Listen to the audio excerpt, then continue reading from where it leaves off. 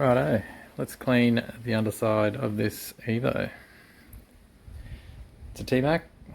It's my shadow because I don't give a shit about filming and shadows. The Rust Buster. You can grab that from Bunnings.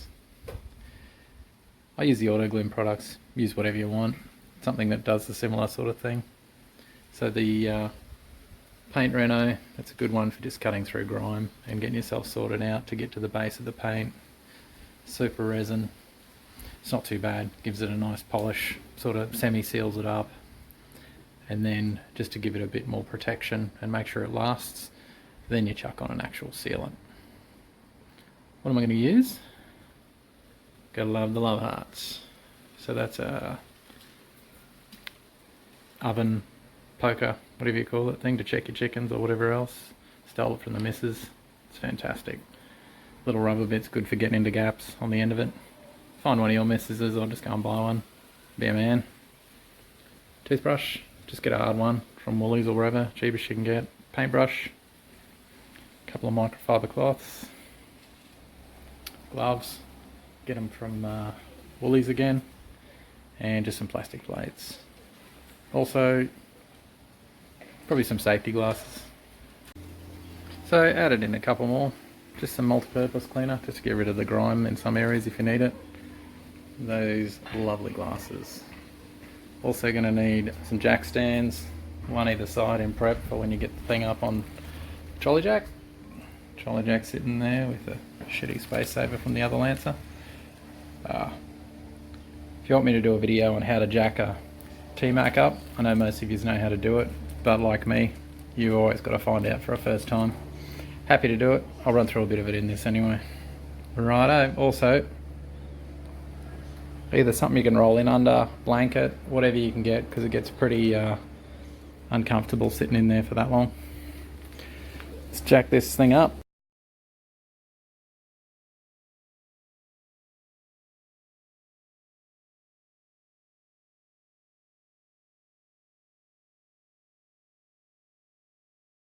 Righto. Jacking up your TMak or your 6.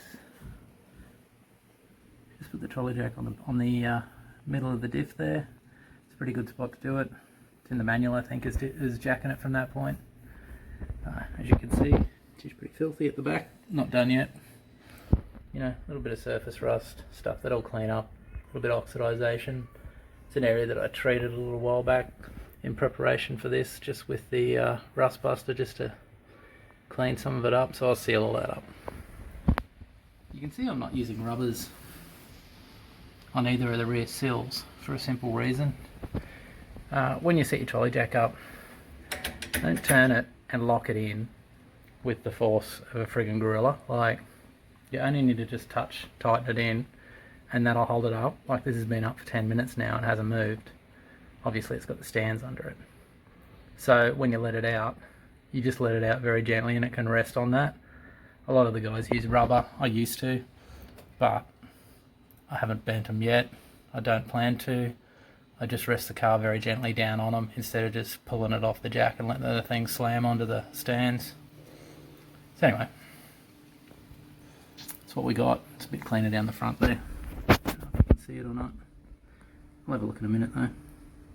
You can see that transition between Japanese road grime down to OG clean. So anyway, let's pull this thing with a trolley jack out of it and I'll get underneath it. So I know people probably ask, so I'll just say it.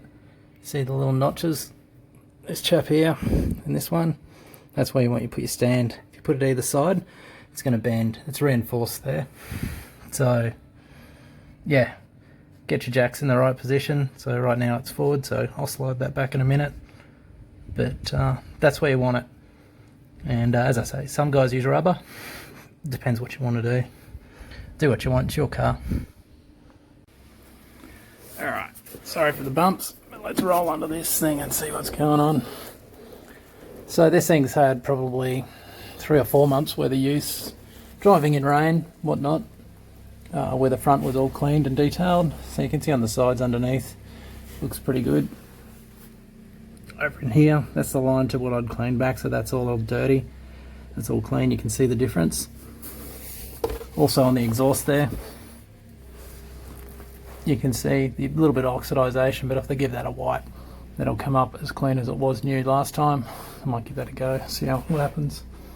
You can see on this side here, I finished most of it and all sealed up, and it still remains reasonably clean. So, you know, you can see halfway along the tail shaft, potentially down there. It's also stayed pretty clean.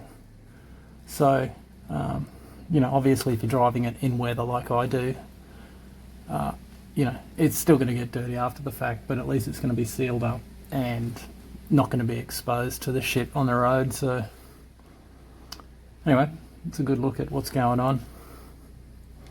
Come back a bit further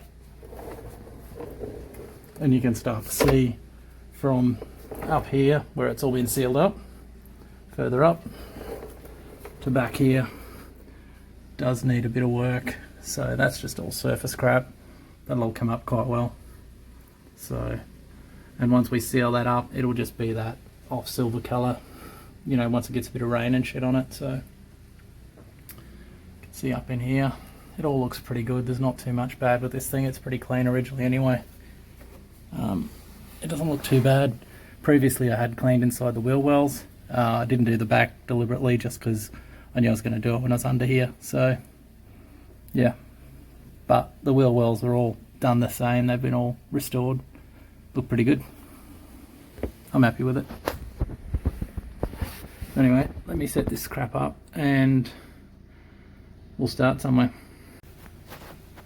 Another thing to note also, I have done these sills and cleaned them up. So you can see there, they look actually not too bad. There's a few stone chips, but that's just what you get for a car that's driven. But it's clean and it's sealed, so when you give it a wash, like when I wash my car, I just get under there and make sure all that's cleaned again, and it stays pretty good. I tend to throw a little bit of wax on it as well, just for fun every now and then, if I'm motivated. Just keeps that sealant with an extra layer. As opposed to this side, which hasn't been done yet, you can see the difference. So, you know, it pulls all the tar, all the road grime and stuff off it, so there's a huge difference there.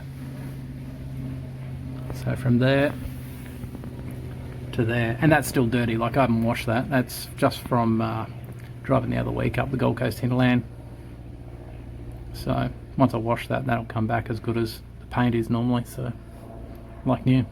One of the last things to talk about is pre-preparing some areas. Like I said, did up in the corner there, but also I previously threw some of that phosphate over the fuel tank, gave it a wipe down, neutralised it just with a bit of the paint renovator, and left it as it was just because I wanted to clean up some of this surface rust. So don't worry if you're halfway through doing it, as long as you've gotten to the paint renovator stage. It's not that long between drinks of, you know, continuing the undercar restoration that it's not going to go to hell. You know, it still looks pretty good. There's just a few patches here and there that are still sitting there, but that'll all be gone once I hit it again and polish it up and then seal it. It'll just look like new, as I say. So yeah, pre-prep is sometimes cool for those areas that are just going to be a pain in the ass and hard work to hit. So sometimes you do the exhaust, but because you're driving it, the heat from the exhaust will burn off all of that prep anyway. So yeah, sometimes it's worth it, sometimes not. But yeah, anything that's a painted surface is worth treating if you've got a little bit of that surface sort of corrode, not proper rust, but just a bit of surface road grime sort of rust just starting to creep in on the paint and get to it. So how much of this do you put in? Just enough to get you going. You can just put more in as you get along.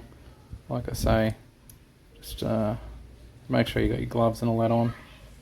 I don't put a huge amount in, just enough that you can get a toothbrush in there. So yeah, wear your gloves. This shit's carcinogenic.